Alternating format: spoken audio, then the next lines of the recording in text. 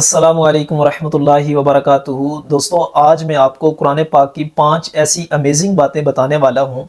کہ جن کو سائنس نے آج ثابت کیا، لیکن اللہ تبارک و تعالی نے 1400 سال قبل ان باتوں کو قرآن کے اندر بیان فرما دیا۔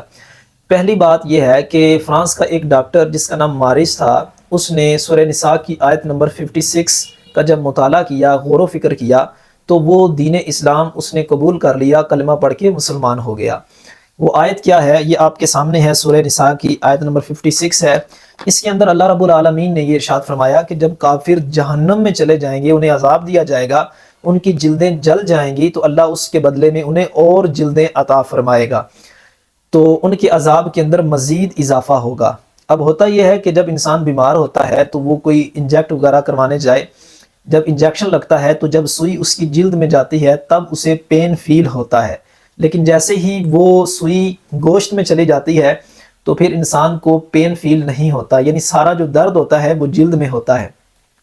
تو وہ پڑھ کر حیران ہوا کہ اللہ رب العالمین نے اس بات کو 1400 سال پہلے ہی قرآن کے اندر بیان فرما دیا، تو وہ مسلمان ہو گیا اور اس نے ایک کتاب بھی لکھی قرآن پاک کے اوپر، دا قرآن اینڈ ماڈرن سائنس۔ یہ آپ کے سامنے وہ کتاب بھی ہے اور یہ ڈاکٹر صاحب کی پکچر بھی آپ دیکھ رہے ہیں۔ دوسری بات یہ ہے کہ سائنس اس بات کو ثابت کرتی ہے کہ انسان جب بلندی کی طرف جاتا ہے تو اس کا جو دم ہے وہ گھٹنے لگتا ہے، کیونکہ اوپر آکسیجن کم ہے، لیکن اللہ رب العالمین نے اس بات کو بھی 1400 سال پہلے قرآن کے اندر بیان فرما دیا۔ سورہ انعام کی آیت نمبر 125 کے اندر، یہ آیت آپ کے سامنے ہے، اس کے اندر اللہ تعالیٰ نے فرمایا کہ جس کے ساتھ میں بھلائی کا ارادہ کرتا ہوں اس کا دل کشادہ ہو جاتا ہے، اور جس کے ساتھ میں گمراہی کا ارادہ فرماتا ہوں تو اس کا دل تنگ ہوتا ہے، گویا وہ آسمان میں چڑھتا ہوا، یعنی آسمان پہ چڑھتا جائے گا تو دم اس کا گھٹتا جائے گا۔ تیسری بات جس کو سائنس نے آج ثابت کیا وہ یہ ہے کہ یہ جو شہد کی مکھیاں ہیں،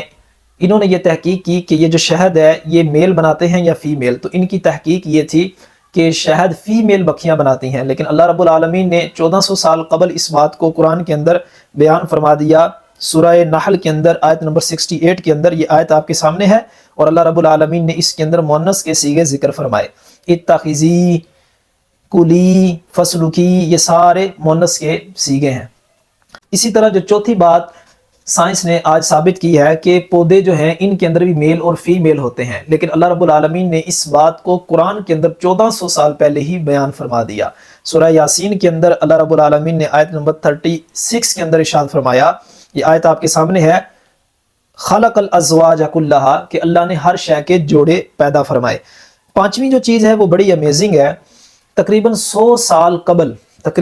قبل برطانیہ نے اس بات کو ثابت کیا کہ ہر انسان کے جو انگلیوں کے نشان ہوتے ہیں، یہ پوروں کے جو نشان ہوتے ہیں، یہ دوسرے انسان سے مختلف ہوتے ہیں، تو یہ تھم امپریشن کا سلسلہ بھی انہوں نے یہ سٹارٹ کیا۔